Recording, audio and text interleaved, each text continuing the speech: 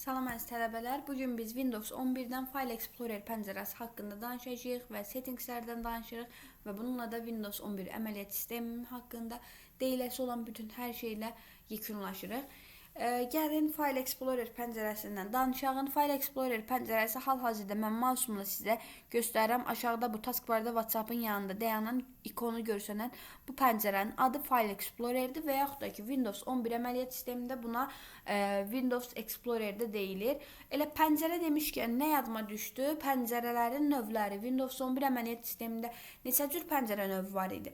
Bəli, düz deyilsiz, 4 cür pəncərə növü var idi. Bəs hansıları idi? Qovluq pəncərəsi. Bildiyimiz bu, normalda qovluğa daxil oluluq. Qovluq pəncərəsi belədən açılmış olur. Sonra ikincisi sorğu pəncərəsidir. Sorğu pəncərəsi nədir? Məsəl üçün gəlin elə bir dənə PowerPoint-ə daxil olağın. Bunun üzərindən göstərim. Belə bir buraya daxil olandan sonra sorğu pəncərəsini hansı kombinasiya düyməsi ilə açırdıq. Bunu hardware bölməsindən bilirsiniz ki, F1 düyməsinə basanda biz sorğu pəncərəsini açırıq. İnşallah ki, bir gün açılacaqdır. Bir dəqiqə close vuraq. F1 düyməsinə. Aha, açıldı. F1 düyməsinə basanda gördüyünüz bu pəncərə sorğu pəncərəsidir ki, sorğu pəncərəsini yanınızda saxlayın ki, nə eləmək istəyirsinizsə də siz klaviaturadan özünüz daxil eləyirsiniz. Məsəl üçün deyirsən ki, möhtəşəm ingilis dilimizi işə salıb I can't enter, nə bilim, home tabı, nə bilim, nə home tabı, tab sözünü İngilizcə bilmirəm deyə ona görə yaza bilmirəm. Nəsə belədən bir şeylər yazırsınız və sorğu pəncərəsindən sizə gəlir deyir ki, bu məsələni həll etmək üçün filan şey ilə sizə göstərişlər verir. Və yaxud da məsəl üçün hər hansısa da bir PDF açağın. Bu PDF-in üzərində Hüseyin müəllimin PDF açıldı burada Windows 11 əməliyyat sisteminə aid olaraqdan. Bu PDF-in üzərindən gəlirik F1 düyməsini basırıq. Belədən bir sorğu pəncərəsi açılmış olur. İndi daha sonra davam eləyirik. Hansı pəncərəyə? Dialoq pəncərəsinə. Dialoq pəncərəsini harda görmüşdük? Bir əvvəlki dərsimizdə zibil qabına düşmədən və yaxud da ki düşərəkdən silmə mövzusunu izah eləyəndə mən sizə göstərmişdim. Yenidən göstərirəm. Məsəl üçün gəlin bir dənə ekranımıza bir nəsə də bir qısa yol əlavə edək. Qısa yol yox. Belə bir şey əlavə edək. Adını da ağlımıza gələn .com saytından qoyaq. Aha. Deyək ki, bu faylı mən silmək istəyirəm. Zibil qabının üzərinə atanda deyir ki, əminsənmi ki, sən bu faylı silmək istəyirsən? Bax, ha, deyirsən, silsən, bu zibil qabına düşməyib silinəcək. Ümumiyyətcə silinəcəkdir. Burada da yes ya da ki, no'dur. Ümumiyyətcə yanınıza saxlayın ki, dialoq pəncərəsi 2 dənə dilcə var. Bir hə deyə bilir, bir dənə də yox deyə bilir. Gəlsiz bunlardan birini deyirsən ki, yox, mən əmin deyiləm, ona görə no'ya basırsan, çıxır gedir. Və yadınızda saxlayın ki, dialoq pəncərəsi yeganə pəncərə növüdür ki, sən bunun ölçüsünü dəyişə bilmirsən. Görürsən, başından orasına, burasına tutursan, sağa sola çəkəndə bunun ölçüsü dəyişmir. İndi bir dənə əmin olmadığıma görə no'ya basıram. Məsəl üçün, amma gəlsəydim mən, qovluq pəncərəsinə daxil olsaydım, bunu görürsünüz, ölçüsünü dəyişdirə bilirəm. Dəyişdirəmədim. Aha, dəyişdirə bilirəm. Ancaq bayaq ki, dialoq pəncərəsinin ölçüsünü dəyişdirə bilmirdim. Və sonuncu da hansı pəncərədə sistem və yaxud da tətbiqi və yaxud da buna nə pəncərəsi deyilir? Proqram pəncərəsi deyilir ki, məsəl üçün gəlirəm buradan Telegramın üzərinə daxil olsam, Telegram açılacaqdır və bu hər hansısa da bir proqramın açılmış olan pəncərəsidir. Nəysə pəncərə növlərindən bu qədər danışdıq. Bəsimizdir. İndi gəlirik nəyə? Qoy görək kayda gedirmi? 3 dəqiqədə danışırıq. İndi gəlirik File Explorer pəncərəsinə daxil oluruq. Görək bu File Explorer pəncərəsinin içərisində nələr var. Birinci, ən başdakı olan hissənin adı hər zaman bildiyiniz kimi nə adlandırılacaqdır? Title bar, başlıq sətri. İndi birazdan başlıq sətrindən danışacağıq. Daha sonra ən aşağıda normalda digər proqramlardan bildiyiniz kimi taskbara bitişik olan ancaq bu taskbardan ayrılan bu hissənin adı nə adlandırılır? Vəziyyət sətri, status bar adlandırılır ki, seçdiyim qovluğun içərisində nə qədər obyektlər varsa da bunların hamısı bu status bar hissəsində görsənir vəziyyət sətrində. Daha sonra sol bölmə var ki, bu sol bölmə adlandırılır navigation pane bölməsi. Burada da və yaxud da ki, naviqasiya paneli adlandırılır. Bildirişlər, bildirişlər nə idi? Bu gördüyünüz qovluqlar buradan görsənir. Bu hissədir və bir də sağ hissədə nə var? Scroll down bölməsi var ki, yuxarıya aşağı belə sürüşdürmə eləyə bilirik.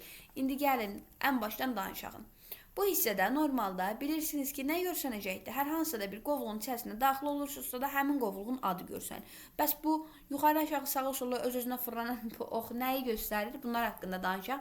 Buradakı sola dayanan ox bir addım arxaya doğru gedir. Yəni mən bayaqlarım hardaydımsa da ondan bir addım geriyə doğru gedir. Geriyə doğru hardaydım? Mən bayaq home tabının içərisində idim. Home tabına qayıtdı, gəldi. Sağ ox isə bayaqkindən bir addım qarşıya gedir. Bəs buradakı bu üst işarəsi nədir? Üst işarəsi yadınızda saxlayın ki, bir addım yuxarı səviyyəli qovluğun içərisinə daxil olur. Bu nə deməkdir? Məsəl üçün, mən deyək ki, Elmirə qovluğu yaratmışam. İçərisində gül yaratmışam, gül qovluğu. Gül qovluğunun da içərisində toxum adlandırılan bir qovluq yaratmışam və bu toxum qovluğunun da içərisində hər hansısa da bir fayl yaratmışam. Bu fayl hazırda hansı qovluqdadır? Toxum qovluğundadır elə. Mən gəlsəm buradakı bu yuxarıdakı ox işarəsinə baxsam, bir addım üst qovluğa keçəcək. Üst qovluğu deməkdir ki, hazırda olduğum qovluq ondan əvvəl hansı qovluğun içərisində? Gül qovluğunda üstə bastım, bir addım geriyə gedəcəkdir. Elə hardasa da buradakı bu əmrlə, bu oxla eyni mənaya hardasa da gəlmiş olur. Və bir addım üst qovluğa keçid eləməyin də kombinasiya yolu klaviaturamızın backspace düyməsini basmaqlandır. Refresh tamını tanıyırsınız ki, F5 düyməsidir. Və burada bu hissədə isə mənim daxil olduğum, baxın məsəl üçün bu qovluğa daxil oluram. Buradan qəşəng şəkillər çıxır. Bu qovluğun içərisində nələr varsa da və yaxud da ki, mən həmin qovluğa hardan girmişəm, həmin qovluğun içində başqa bir qovluq var idimi, həmin o qovluğun içərisində fayla girmişəmsə də hamısının burada mənə yolunu göstərir ki, nəyin içərisindədir. Daha sonra gəlirəm buradan bu hissəyə, məsəl üçün bir dənə bu qovluğun içərisinə girim ki, bura aktivləşsin. 2 dəqiqə, üzr sayın. Aha, bunu aktivləşdirdik. Buradan new bölməsi açıldı. New bölməsi nə deməkdir? Yəni yeni nə isə də yarat. Yəni folder yarat, qısa yol yarat və yaxud da ki, hər hansısa da bir proqramın yeni bir sənədini yaratmaqdır. Bunu tanıyırsınız. Məsəl üçün burada cut əmri var ki, cut əmrinə basan kimi gördünüz nə oldu? Mənim bu obyektim bir əcəncə rəngi solğunlaşdı. Bu nə zaman olurdu? Bir mən obyekti kəsirəmsə də rəngi solğunlaşır. Bir də mən obyekti əgər gizlətmişəmsə də bu zaman mənim obyektimin rəngi solğunlaşacaqdır. Cut bilirsiniz ki, Ctrl-X düyməsi obyektin yerini dəyişdirmək üçündür. Sonra bunun yanında kopya əmri var ki, obyekti kopyalamaq üçündür. Yəni onun kopyasını yaradır. Burada paste əmri var. Burada rename əmri var ki, siz bilirsiniz ki, ad dəyişməyin müxtəlif yolları var. Birinci yol nədir? Hamının tanıdığı mouse'un sol düyməsini 2 dəfə fasiləli olaraqdan çıqqıldatmaqdır. Sonra mouse'un sol düyməsini 2 dəfə çıqqıldatdıq, adı dəyişdi. F2 düyməsini bastıq, adı dəyişdi. Qovluğun və yaxud da ki, seçdiyim obyektin propertieslərinə girdim, oradan adını dəyişdirdim. Və yaxud da ki, həmin obyektin kontekst menüsünə girdim, oradan adını dəyişdirdim. Və ən sonuncu ad dəyişməyin yolu hardan idi? Gəlirəm mən buradan elə rename əmrinə basıram, yazılmış qovluğun və yaxud da ki, sənədimin adını dəyişdirirəm. Daha sonra burada nə var? Share bölməsi var ki, mən öz telefonuma və yaxud da ki, Gmailimdən və yaxud da digər bir proqramlarımla seçilmiş bu obyektimi paylaşa bilirəm. Daha sonra burada delete bölməsi var ki, silə bilirəm obyektimi. Sort əmri, ən əsas əmr. Bu sort əmrini bir də harada görmüşəm? Desktopumun üzərində. Sağ klikləyirəm, kontekst menüsünü açıram. Sort by əmrin içərisində mən nə cür nizamlaya bilirdim? Adına, ölçüsünə, tipinə və tarixinə görə nizamlaya bilirdim. Bəs gəlin görək File Explorer pəncərəsində də bu cür nədirmi?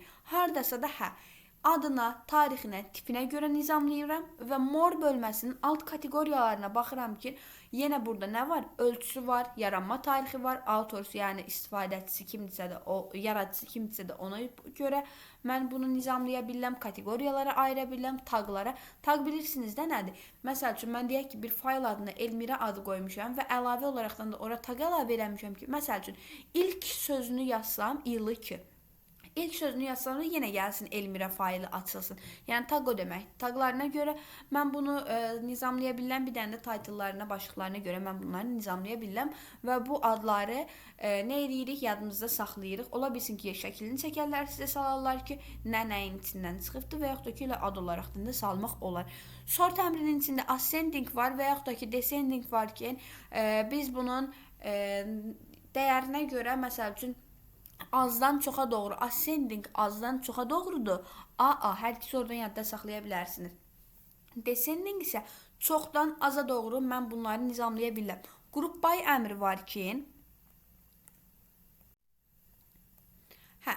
Group by əmri var ki, bu Group by əmrində nəyinə görə mən ekranımda, daha doğrusu File Explorerimin içərisində olan bu obyektlərimi qruplaşdıra bilirəm. Adına, tarixinə, tipinə, ölçünə, yaranma tarixi, autorları, kateqoriyaları, tagları, title'ları və non əlavə olaraqdan, bəyəxkindən fərqli olaraqdan burada non bölməsi var ki, yəni mən ümumiyyətlə heç qruplaşdırmaya da bilərəm. Və salam. İndi keçid eləyirik. Burada sortla işimiz qutardı. View görünüş rejimlərinə. Gəlin bir dənəcə buradan. Bir də 10 deyim mən sizə. Nəyi deməliyəm? Məsəl üçün, hər hansı da bir qovluğu seçirəm. Burada aktiv olan, üzrü sayın. Burada aktiv olan bu əmrlərə görə. İndi görək ki, nəyi seçəndə hansı əmr aktiv olur, hansı əmr pasiv olur. Məsəl üçün, hər hansı bir qovluğu seçəndə yadınızda saxlayın ki, bircə dənə bütün əmrlər aktiv olur, bir dənə şeyə bölməsindən başqa. Bəs baxın görəyin, bu qovluğun qısa yolunu yaratsaydıq əgər hansılar aktiv olardı. Gəlirəm mən bu qovluğun qısa yolunu burada yaratmışam. Üzərinə basıram, görürsünüz, yaranmış qovluğun qısa yolunda bütün əmrlər aktiv olur. Hətta şeyə əmri belə. Daha sonra nəyə baxırıq? Həmin bu qovluğun gəlin arxiv formasına baxağın. Atmışam bunu zip faylindən arxivə. Arxivdə də yadınıza saxlayın ki, bütün əmrlər aktiv olur. Bəs gəlin görəyin. Hər hansısa da bir seçdiyimiz buradan faylda da elədim. Məsəl üçün, Codera faylını üzərinə basanda bütün əmrlər aktiv olur. Hətta şeyə əmri də. Məsəl üçün, bunun hər hansısa da bir faylın gəlin buradan qısa yoluna baxağın. Üzərinə basanda yenə də bütün əmrlər aktiv olur. Bir də nə var burada? Hər hansı da bir sizdən soruşa bilərlər ki, məsəl üçün, lokal C diski, D diski və yaxud da əlavə kompüterimə qoşduğum yaddaş qurğuları, flash kart bunların üzərinə bassaydım bəs buradakı əmrlərdən hansı aktiv olardı? Üzərinə basıram və yadınızda saxlayın ki, əgər mübadilə buferi boşdursa da bunların hamısı pasiv olacaqdır. Prosto biz bayaqlarım orada nə isə də bilmirəm, kat mı eləmişdik, copy mı eləmişdik, ona görə burada mübadilə buferi doludur deyə deyir ki, gətir bu diskin üzərinə nə isə də kopyalaya və yaxud da ki, yapışdıra bilərsən və ya yerini dəyişdirə bilərsən. Amma normalda gəlin elə bu, nədirsə də bunu qoyun bura paste eləyək. Codera'nı paste eləmə, oradan deyəsən sizə kopyasını yaratmışdıq. Gəldi buraya düşdü. Amma normalda bunun hamısı oradan kopya eləmişik ki, hər dəfə görürsünüz, biz kopyadan sonra bildiyiniz kimi nə qədər paste eləmək olur? Mübadilə buferindən silinənə qədər. Görürsünüz, bir dənəsini paste elədim. İndi birini də istəsəm, birini də paste eləyərəm. Ancaq indi istəmirəm, bir dənə qoyun kat eləyəyin. Məsəl üçün, gələn lokal bu diskin içərisində paste eləyək. Skip basaq. Bir dəqiqə. Bura harasa da bir yerə paste olundu. Ondan sonra. İndi görürsünüz, mən hal-hazırda hansı disk qurğumunun üzərinə daxil oluramsa, olun bütün əmrlərim passivdir. Bunu da belə yadınızda saxlayın, ola bilsin ki, düşə bilər. Çünki model tipli sualların içərisində var. Sonra nədən danışmalıydıq? İndi gəldik görünüş rejimlərinə. Bir dənəcə qoyun, bunu da mən buradan silim. Çünki bu xoşuma gəlmir buradan. Bunu da silmək istəyirəm. Bunlarca qalsın burada. İndi davam edək. Görünüş formalarından. Görünüş formaları 8 dənədir və bu 2 yerə bölünür. Görünüş ölçüsü olaraqdan, görünüş rejimi olaraqdan. Yadınızda saxlayın. Görünüş ölçülərində elə yanında ölçüyə aid sözlər olacaqdır. Hansılardır bunlar? Extra large ikon. Bassam üzərinə ikonların belə görsənir. Large ikon. İkonların belə görsənir və belə görsənir deyib mən üzərindən keçməyimə baxmayın. Siz bunları göz yaddaşına yadınıza saxlayın. Çünki elə şəkil kimi sizə düşəcəkdir. Medium ikonda belədən görsənir və small ikonda isə bütün hamısı belə balaca-balaca görsənir. Bunlar nələr idi? Görünüş ölçülərim idi. Bəs mənim görünüş rejimlərim hansıdır? List rejimi var ki, qarşıları bombalan boş olur. Baxın. Sütun düzlənir və ən axırıncısına baxanda görəcəksiniz ki, qarşısı bombalan boş dayanır. Sonra listdən indi nə danışağın? Hamısı haqqında gəlin danışa gedəyin. List yadınızda saxlayın ki, elə bir görünüş rejimidir ki, burada bütün ikonlar small rejimdə olur. Yəni balaca-balaca görsənir. Yəni small'a oxşuyur da. Və əlifba sırasına görə düzlənmə olur. Və əlavə olaraqdan da mənim burada list formasında məsəl üçün seçim eləmək istəyirəm. Koderadan düz tutmuş, düz hardware-yə qədər və yaxud da ki Windows-a qədər mən seçim eləmək istəyirəm. Bir dəqiqə. Aha. Məsəl üçün gəlirəm mən yanaşı olan faylları seçim eləmək üçün nə edəcəm? Shift düyməsini basacağam. Oradan buradan seçmək istəyirəm. Birini buradan istəyirəmsə də o da kontrollandır. Gəlirəm Shift-i basılı tuturam. Bir dənə Koderadan düz Windows-a qədər seçim eləmək istəyirəm. Niyəsə də eləyə bilmirəm. Normalda bu seçməlidir axı bunları. Niyə seçmir? Nəsə də kompüterimiz yenə çox xoş olaraqdan üzümüzü ağardır. Nəysə. Deyən ki, seçim eləyəndə yenə son denəmələr. Dirək deyil. Bir seçdi bunu. Nəysə, heç nə olmaz. Nəyi göstərmək istəyirəm əslində mən sizə? Və göstərə bilmirəm sizə.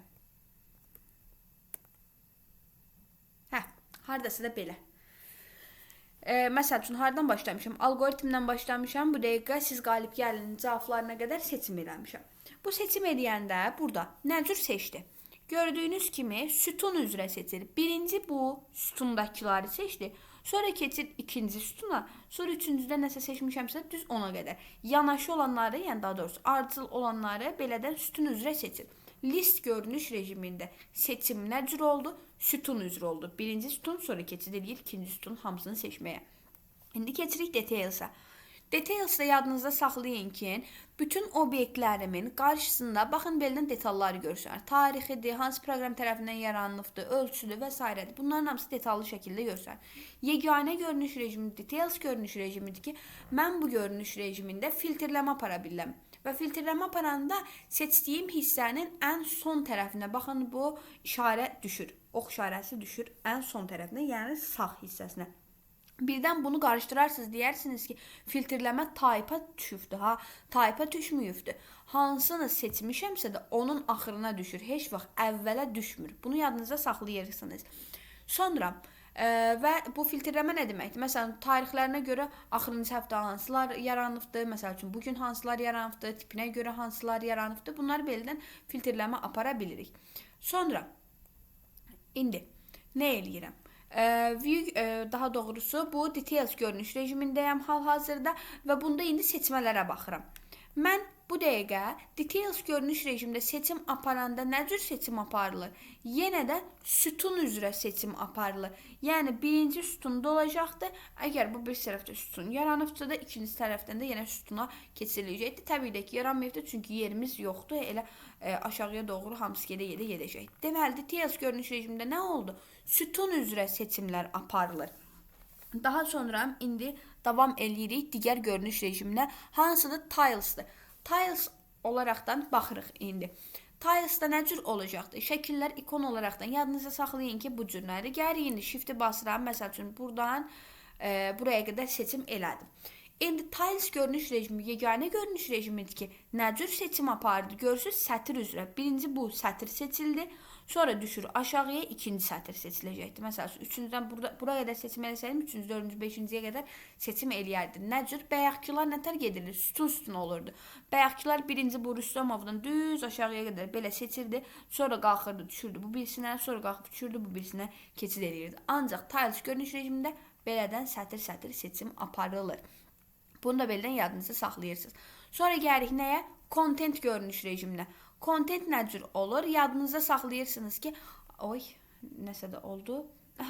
Content görünüş rejimində yadınızda saxlayırsınız ki, hamısının altına bax, görürsünüz, buralardan belə-belə xətlər gedir. Bu xətlər nə deməkdir? Cədvəl formasında görünüş rejimidir. Elə content sözdə content yazılır, cədvəl sözdə c ilə başlayır. Oradan yadınızda saxlaya bilərsiniz və görünüş olaraqdan da belə harda xətlər görsəz, bilin ki, bu content rejimdədir və cədvəl sözünü gözünüz axtarsın.